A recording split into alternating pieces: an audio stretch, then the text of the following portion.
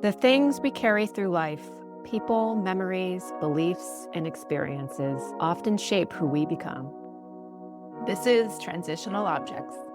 I'm Bridget Tremblay, a doctor of psychology and licensed marriage and family therapist.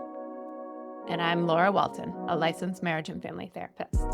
In psychology, a transitional object is something that helps us navigate change, a bridge between where we've been and who we're becoming. And on this podcast, we explore the relationships, experiences, and ideas that help people move through life's transitions. We're also longtime friends who spend a lot of time thinking about why humans do the strange things we do, including ourselves. So each week we talk about relationships, growth, identity, and the meaningful connections that shape our lives.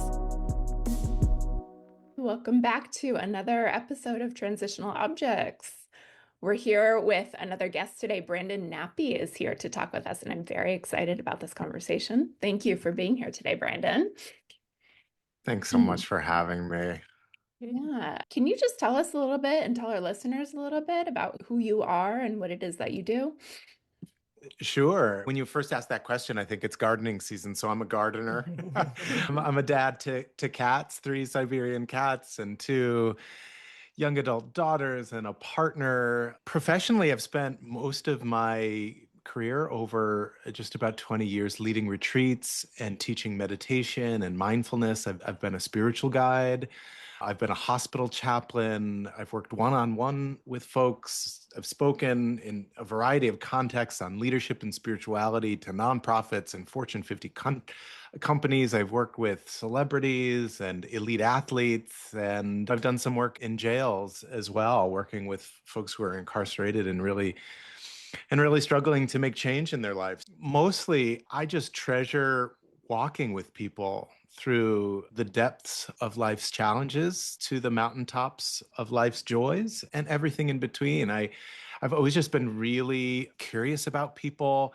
I've always loved having a front row seat to people's lives. And over the course of these 20 years, it's just been the ultimate privilege to be invited into people's lives around questions of meaning and purpose and happiness and love and God and spirit. I don't know that there's any one category that describes all the things that I've done. And if it's real, if it's human, if it's honest, and if it deals with sort of the big, juicy questions of life, I'm there for it.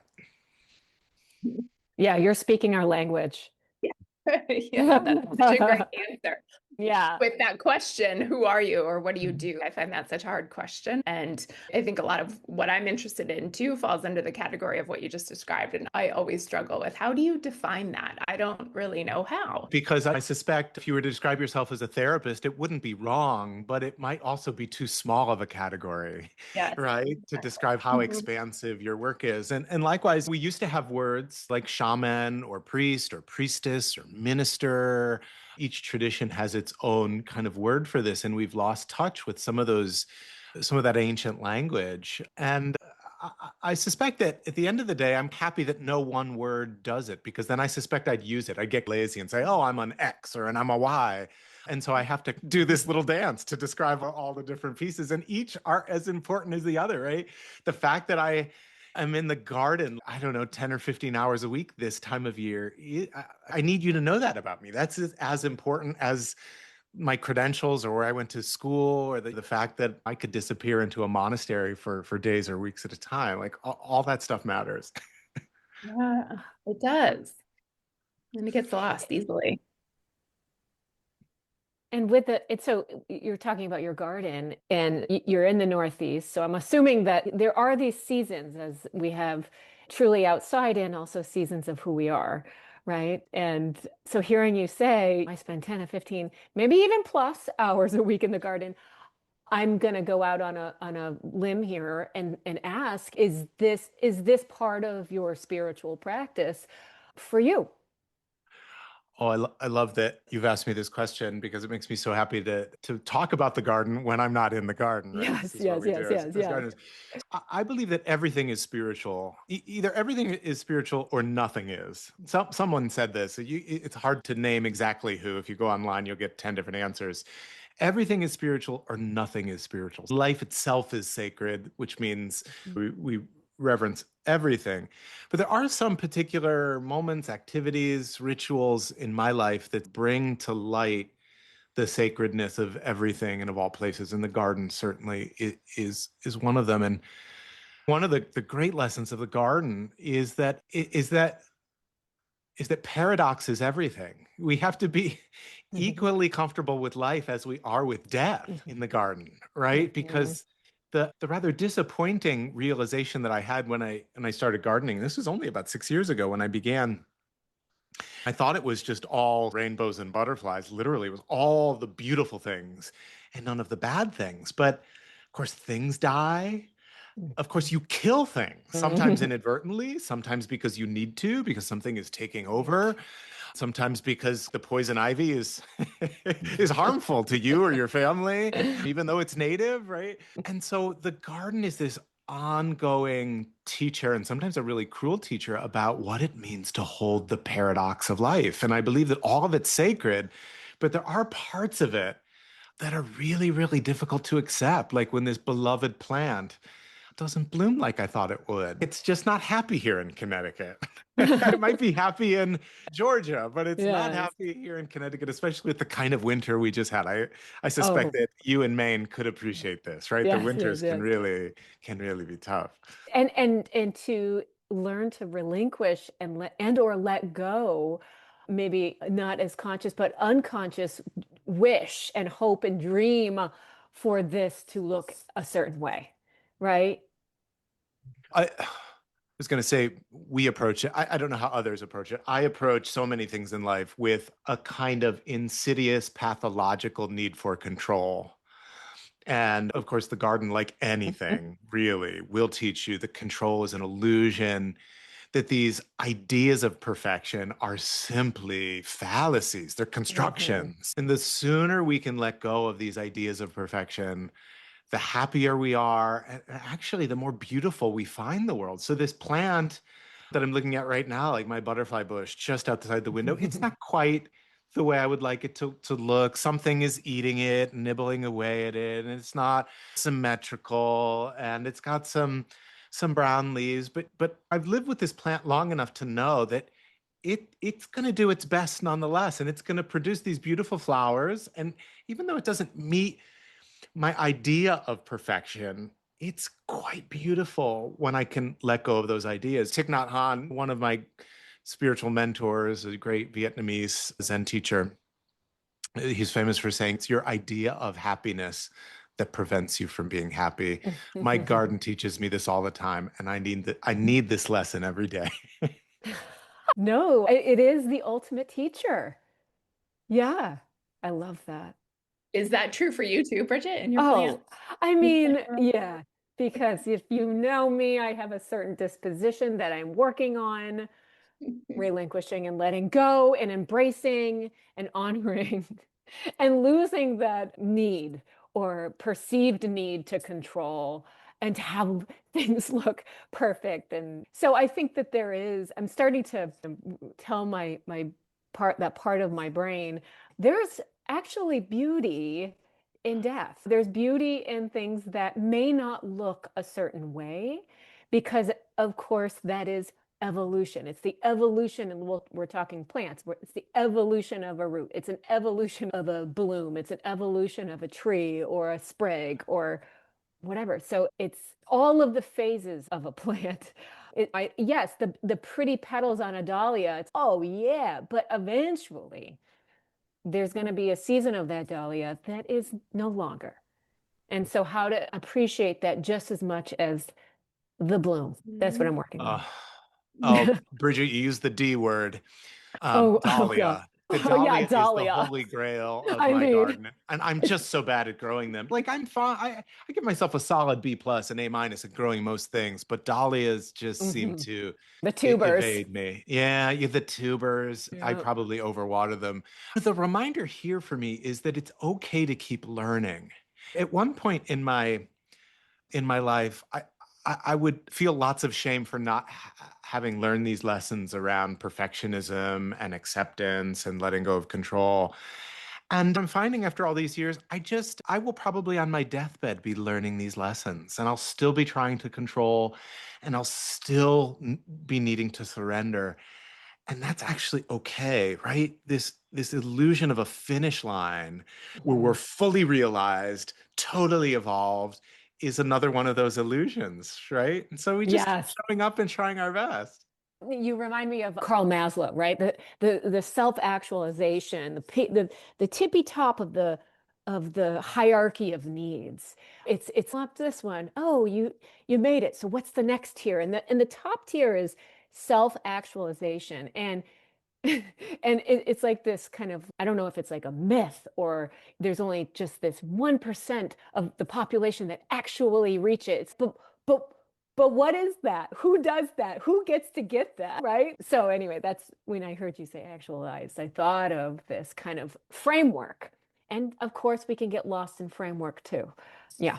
Oh, So for sure. Laura, Bridget and I will yap about the garden for the next hour. I wonder how yeah. how all this sort of control and perfectionism shows up in your world.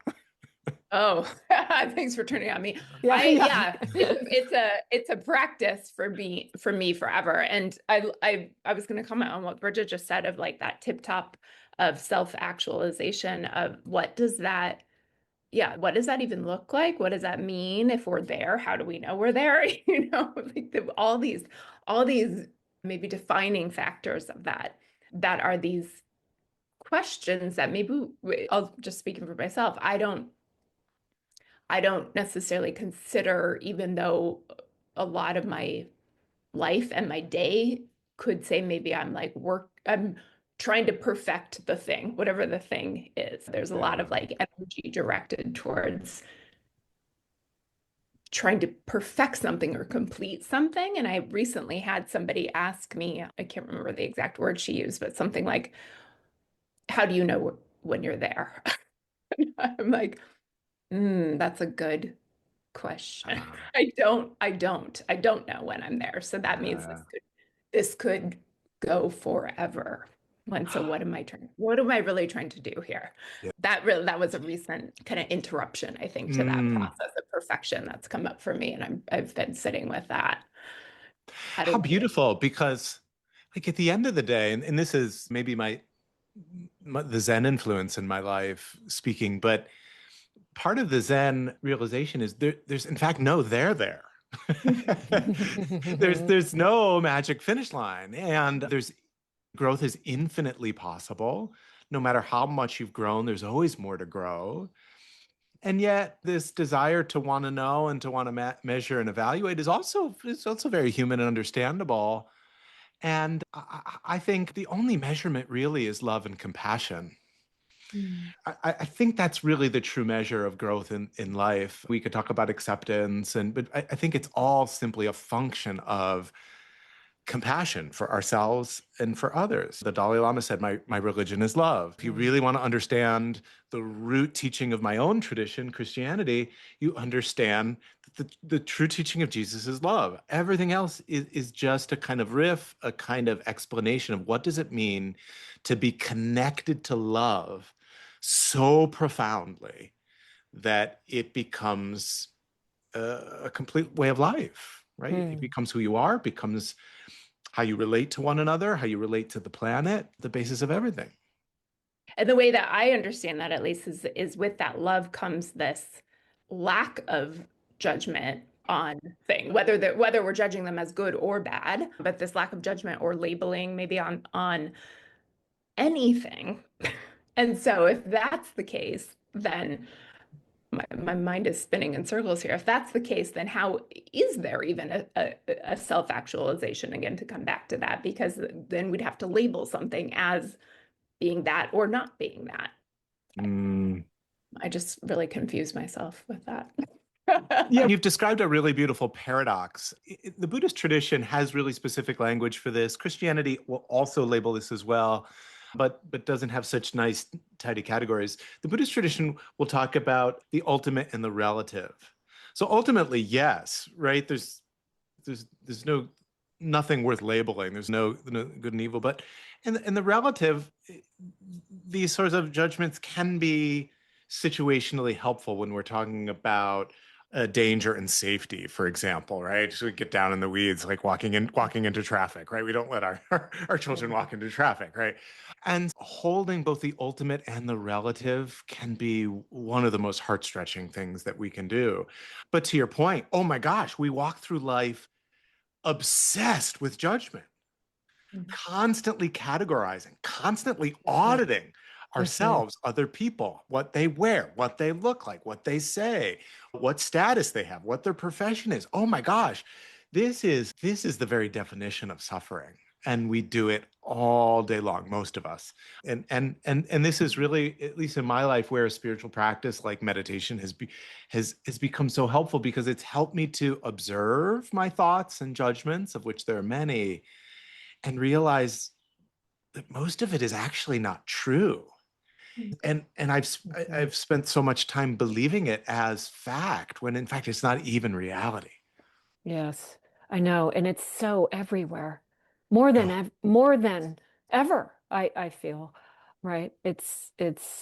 So it's I have so many questions too for you. Just even the trajectory of how you exist in this. Also, what pulled you to this existing in this way, and also sharing it with others, guiding others, teaching.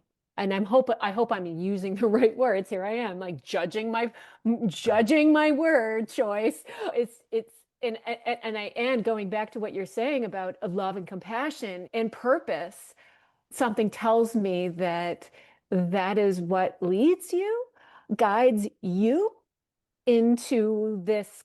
I don't even know if I should call it work, but work.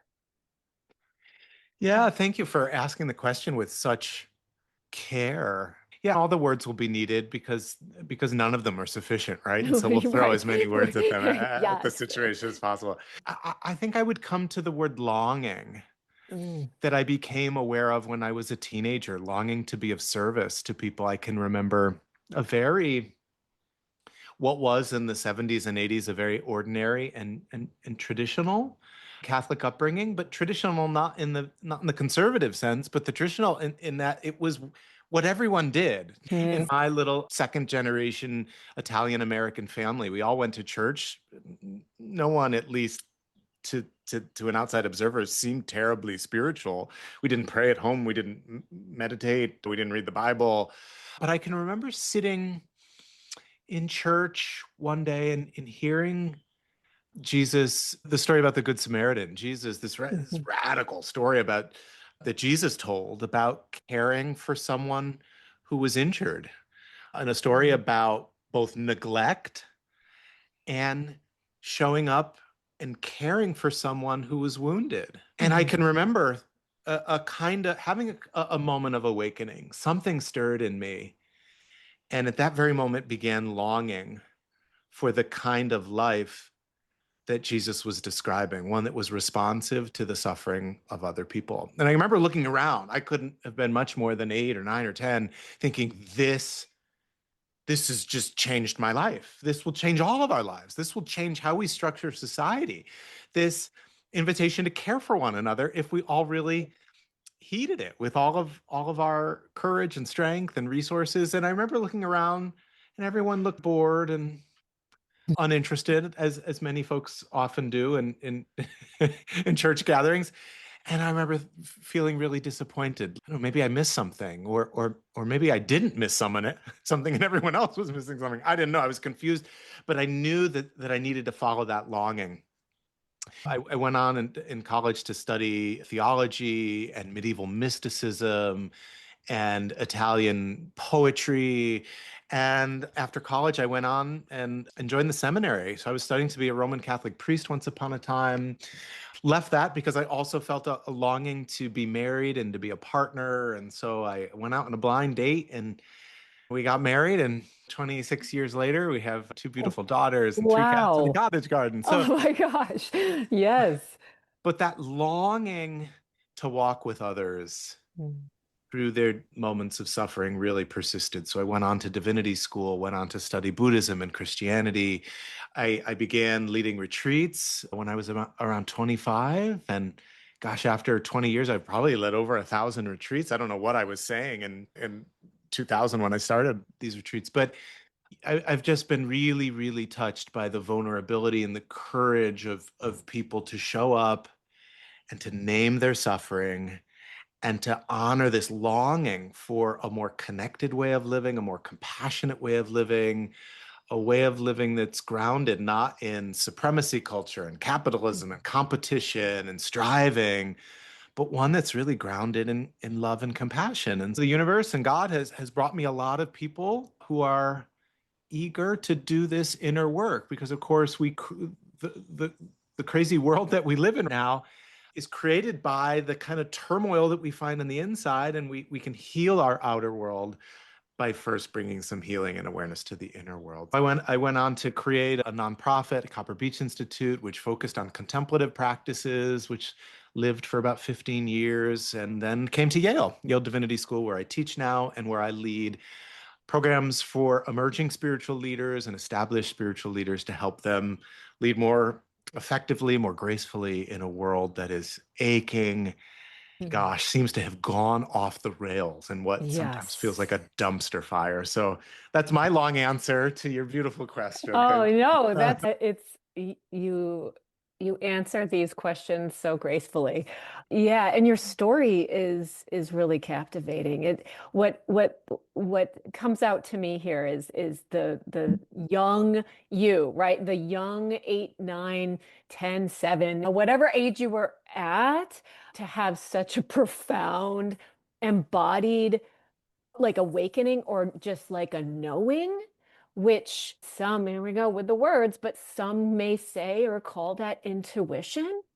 And to have that such at a young age and to have such a path that you just seemingly hearing your story just knew, that speaks volume. Yeah, thank you for naming it. I think what I what my 51-year-old self is aware of that maybe my 11-year-old self may have been less aware of is the trauma that was in my family. There was a lot of suffering, there was a lot of depression, anxiety, schizophrenia, and very little skillfulness around how to work with all those things in multiple family members. And so I was really attuned.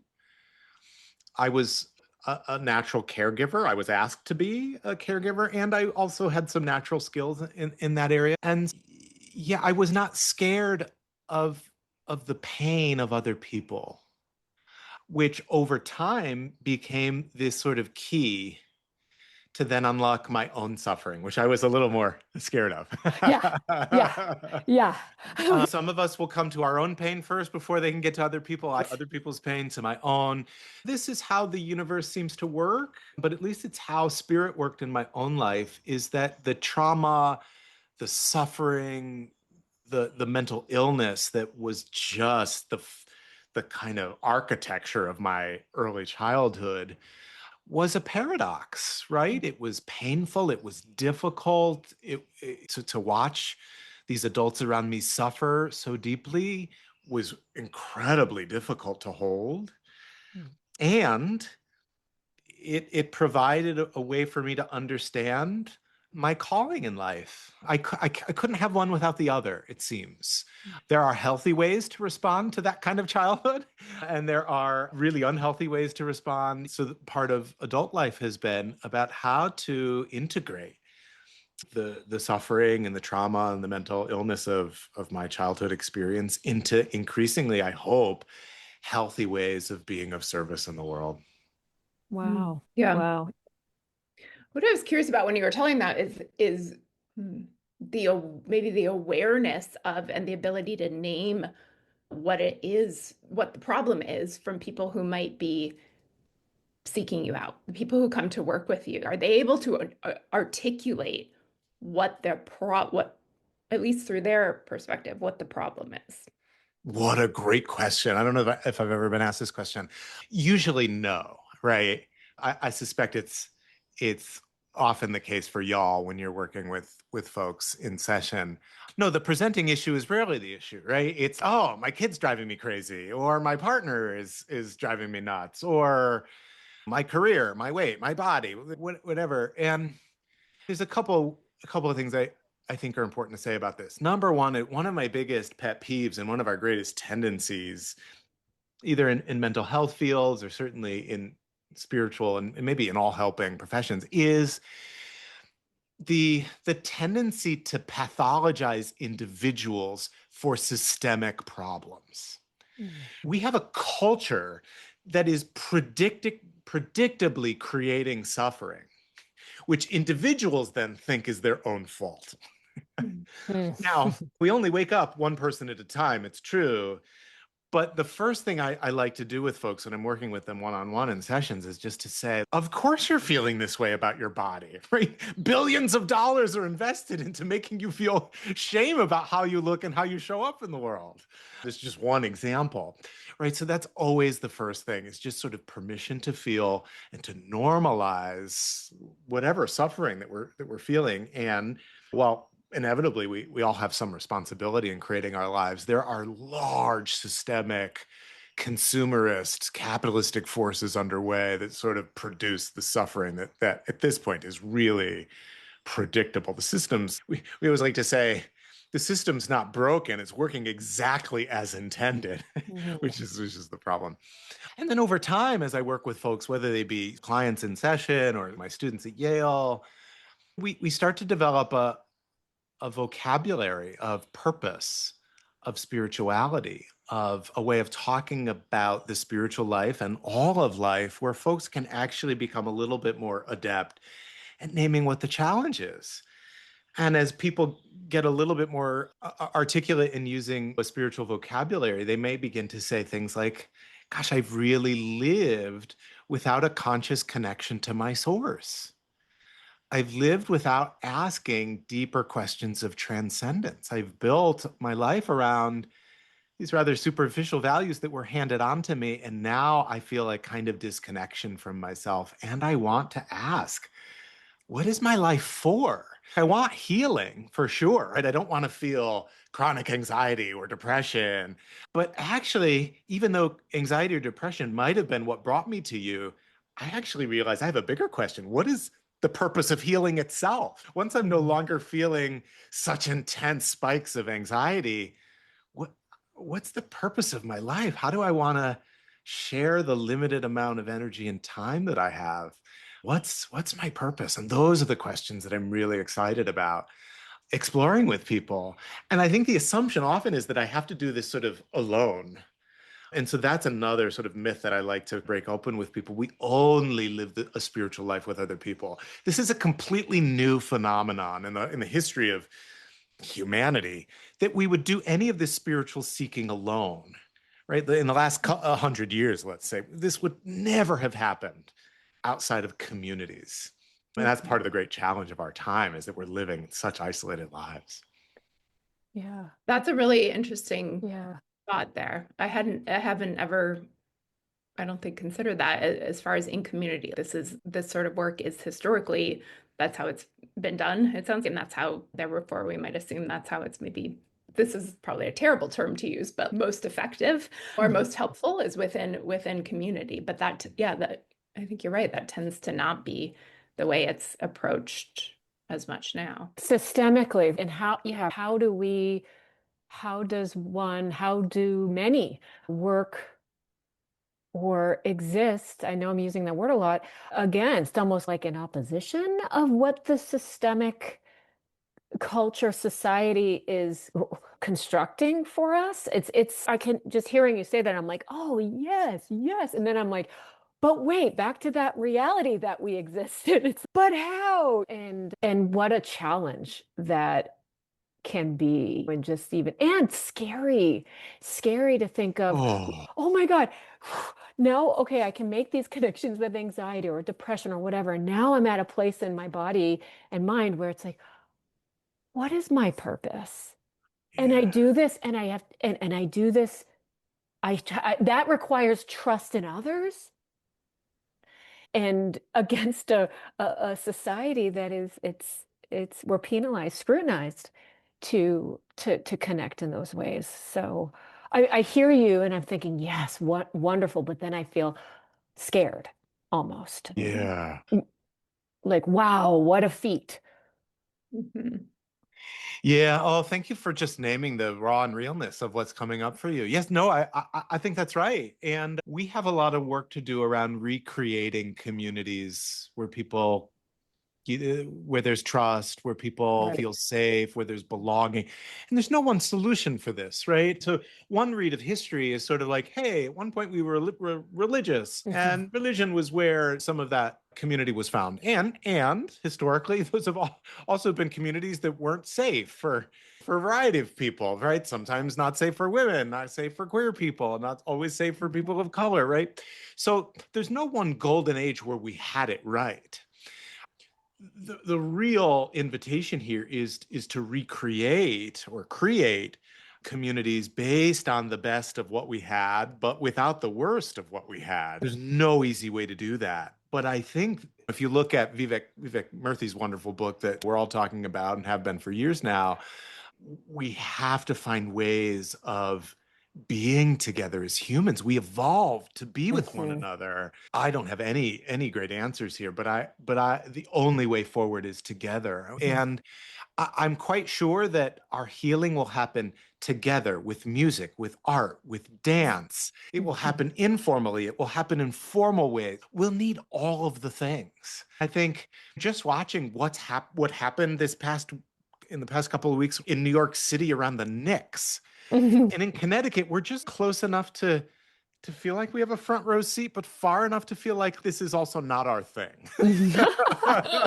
But New Yorkers are having a moment of like real joy and really excited for the Knicks fans and feeling like, oh, I wish we had something to gather around Yeah, quite like that. right. No, it's such a good point because if you think about it, you go to a live show or a concert or music or a sporting event, you think of, okay, you know what, you could be complete different walks of life, but you have one really embodied shared interest, and it is the passion and the joy of whatever you are engaging in at that moment, whether it be Fleetwood Mac or the Knicks or whatever. It's like that. That makes sense. It's that acceptance, that connection, many things, right? How do we do more of that, right?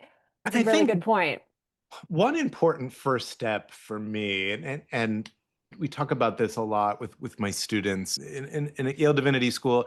These are students from all walks of life, from many different religious backgrounds, but they're often folks from around the Christian family studying to be Christian ministers. And we'll talk about one of the assumptions of our culture right now, and that is that we are, by definition, self-referential. That is to say, the point of my life is me. And we suffer to the degree that we live a self-referential life. And one of the kind of astounding claims of my own tradition, Christianity, has been to say, actually, life isn't about you. It's about something bigger than you. And the Christian way of naming this is love, right? What your life really is about is love. And I think this is a perspective that almost no matter your religious affiliation or whether or not you have any religious affiliation, is this kind of refreshing alternative to a culture that says it's all about you, it's all about optimizing your life, it's all about making your own healing and growth a kind of professional obligation. It's actually what your life is about is compassion, is about community and about creating the highest good, not just for yourself, but for this community of souls who happen to be inhabiting this planet at this moment. And for me, it actually feels like a relief that it doesn't have to all be about me. And in fact, I'm going to get it wrong a million times anyway. And there's a kind of graciousness and, I don't know, tenderness um, that I found in relinquishing this, putting the self in the middle of everything. Yeah, Yeah. this conversation is feeling very relieving to me too. Yeah, that was a really good word. I'm like, yes, Yeah. there is relief Oh. in that. Yeah. Thank you for naming that, Brandon. The self-help sort of machine, it has a conflict of interest. And we'll lump in the wellness industry, the beauty in the self-care industry, right? It has a conflict of interest, right? It has a vested interest in you hating yourself. So that it can sell you the next book and the next product, What a right? theory. Yeah, it's like they really figured it out. And look, I've benefited from that industry. Maybe we all have. And I'm working on a book that'll be put on those shelves too. So it's not all bad, right? This Zen perspective of holding both is something really cherished within me. And let's see clearly the forces often at work underneath all of this to undermine our own God-given wholeness, right? We were created belonging. We were created infinitely lovable. We were created intrinsically beautiful until we come into a culture who wants to make money off of our shame and off of our insecurity. So it's just always good, I think, to name that sort of tension inside of the culture that, look, we live in and we serve within and we'll never be outside of, right? But it's just good every so often to touch base and name it for what it is. Yeah.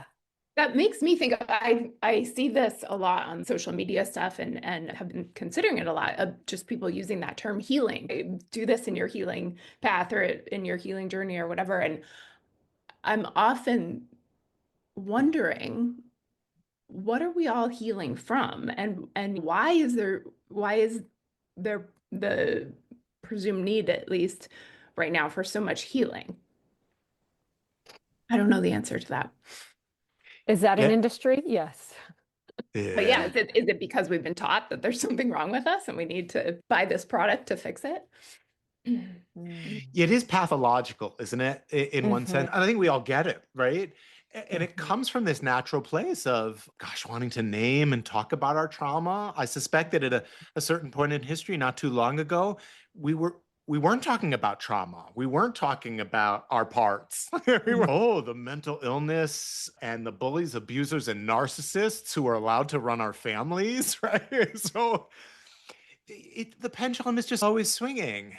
And because I, in my own life, have really centered paradox, when the trend goes one way, I find it often important to name the other side of the trend or the shadow side of the trend. It's not that the trend doesn't have an important wisdom. It's that the trend usually is only expressing one side of the wisdom, right? Do we all need healing? Yes, of course.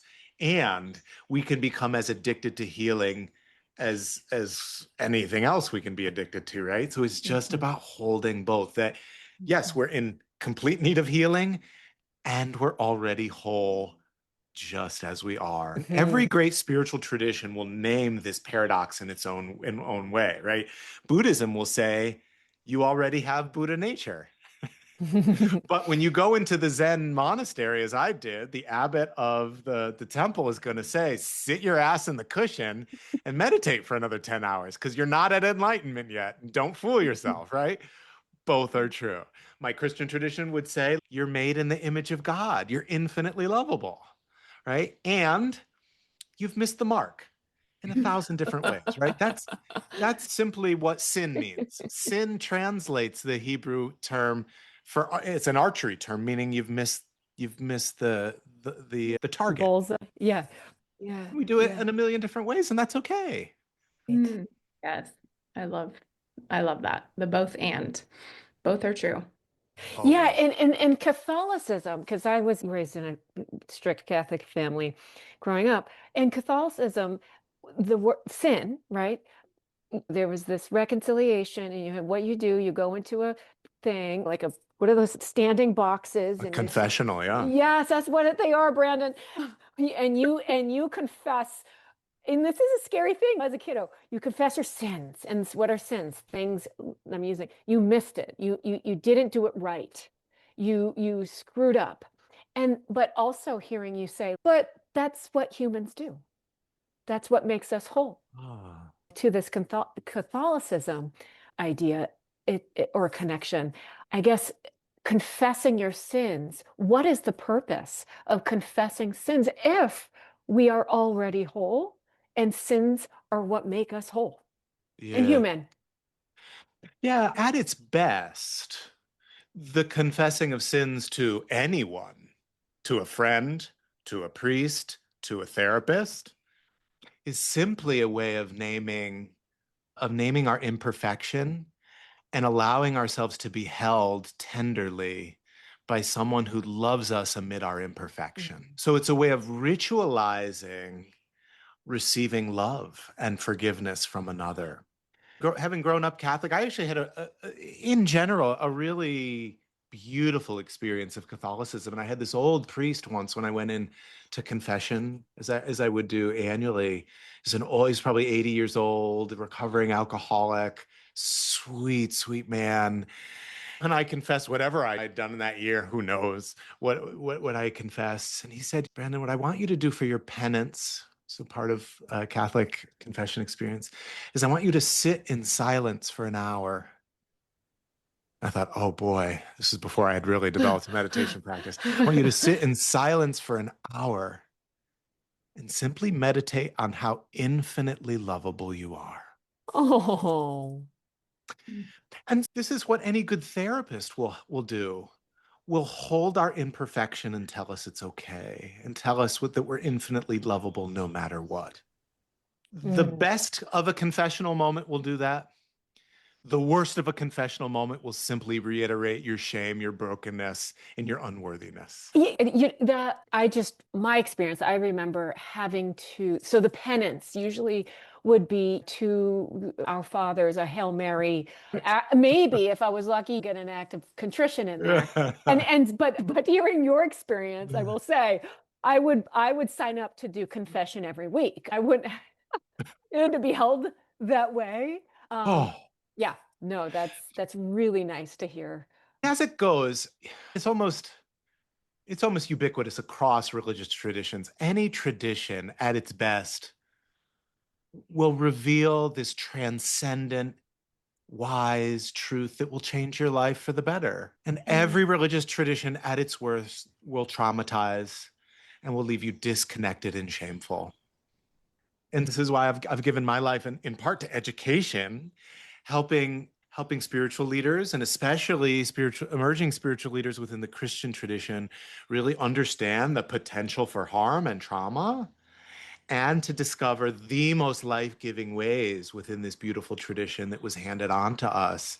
But of course, my path is a bit unique in that I've walked a Buddhist path, I've walked the Christian mystical path, and I often work with people who are spiritual but not religious and don't have a path. And I feel equally at home with all of those folks. I guess you might say that I speak several different spiritual languages and am comfortable doing so. So to my Buddhist friends, I'm the Christian guy. To my Christian friends, I'm the Buddhist guy. To my spiritual but not religious friends who don't have a specific home, I don't know what I am. I'm just me. I'm just a fellow seeker seeking to orient my life more and more fully to this great love that passes our understanding. That's so recorrective for me hearing you say that. Yeah, it's so refreshing and recorrective. So thank Oh. you for that. Just being a human in somewhat of the role that you have, all the different roles and the parts and that make you whole. So Mm. thank you for naming it. And yeah, like that. Oh, Yeah. thank you. Yeah. So I wonder, as you y'all think about the work that you do, I wonder how spirituality shows up, or these great spiritual questions show up in the context of this mental health forum, right? This one-on-one therapeutic forum that you find yourselves in, because I'm often struck that mental health professionals are actually the spiritual first responders, Mm. especially as fewer and fewer people traditionally associate with churches or temples or mosques, right? Traditional religion. It's often in the context of therapy that these questions and longings are uncovered. I wonder if you find that to be true, and if so, what are the questions that you see emerging with your clients? Yeah, for me, I've been practicing almost 20 years. I usually see folks coming in at a crux, a spiritual crux, an existential crux, a relational, familial crux, and or crossroad. And and usually it's they've been participating and engaging in a role or a part for so long because again, like you said, there are these intergenerational conditions and narratives that they hold close to their heart, right? And they do it because that's what they know. Yet they it's not necessarily congruent to actually who they are and how they want to be. So that's not all the time, but that's a strong high majority of folks that I see that come in, they're grappling with straddling this like, what do I do? I can no longer exist in this way, but I'm afraid to change because will I Yes. lose? Will I grieve? Will I screw things up? And so that's then we have to deconstruct and go back into some of the things that made those parts so activated in the first place. And then it's like this, of course, not linear. Therapy's never linear. Neither is anything else really, but and that it needs to be reminded too in session for some folks is that this is not linear and we're going to jump back and forth because this is how we Yeah. do it. This is how we exist, not literally. Literally. So that's I don't know if that answers your question, Brandon, but typically that's what I see in my practice. Yeah. Laura, what about you? Yeah, I would agree with what you just said, and I like how Brandon said that as therapists, we might be the spiritual first responders in Mhm. a sense, and without having named it that, I think that would be for me what initially led me to becoming a therapist and to that the interest in that work. And I don't think that in my at least in my experience that wasn't it certainly wasn't named in that way. And I don't think that it was necessarily even taught in that way in any of the education or training that I've received. And Mhm. for me, it's actually felt counter to that in that we're taught to fix the problem Ah, and then send you on your merry way. Whereas I've this conversation and other work I've done more recent years has helped me to define it in a better way. But for a long time, that has been a place where I have felt very confused mm, and maybe questionable in some ways of working in this profession through that lens because I don't think mhm. that was what initially was attractive to me about it, but I never had the terminology for it. Sense. It's been interesting to watch the evolution of mental health as a field in the last 100 years. If you would have, if we could sit down with Freud and ask him about religion and spirituality and his views on it, he would call it a kind of neurosis and pathology. And I'm thankful that since the beginnings of the field, there has been a greater convergence and there's a kind of allyship, I think, at its best between mental health and the world of spirituality.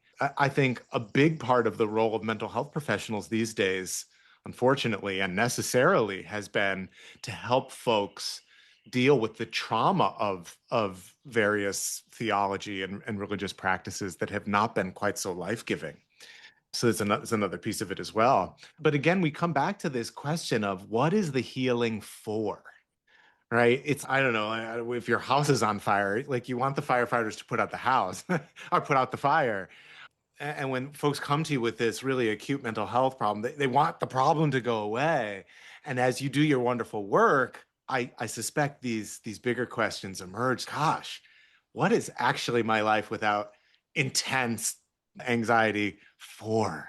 What do I want to give myself to? Because I believe the human heart longs to give itself away. And the question is, what does it want to give itself to? Itself to consumerism and greed, or does it want to give itself to something more beautiful, like compassion and love and kindness and reciprocity? And that's really the question of theology and spirituality, right? What are we for? What's worthy of this beautiful heart of ours? And that's a question that I'll spend the rest of my life trying to understand for myself and trying to hold space for as my clients and my students ask it for themselves. I tend to say to the reciprocity, to the folks I see in my practice, relationships do make the world go round, but what makes them harmonious is reciprocal relationships making the world go round, because otherwise you're just in relationship with yourself. So that's a really good point. I'm glad you used that term. And you use this word that is so important to me in my work, Bridget, and that's just roles.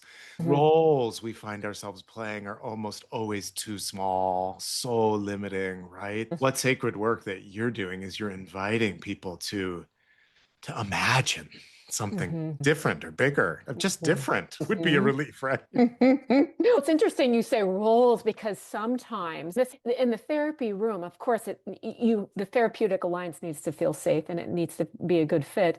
But sometimes testing the waters of existing not in this role that's assumed is role play.